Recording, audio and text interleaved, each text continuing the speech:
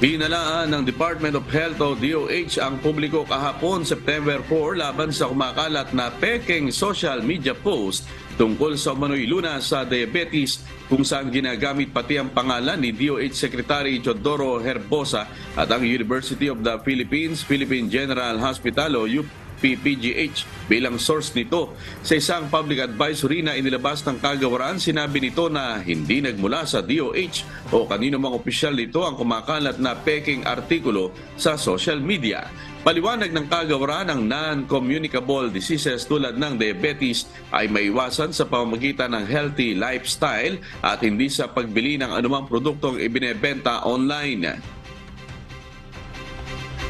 Binigyang din naman ng State Health Department na magsasampa ng kaukalang kasong kriminal ang sinumang nasa likod ng pagkalat ng peking post o sa sinumang mag-upload ng mga post na may koneksyon doon.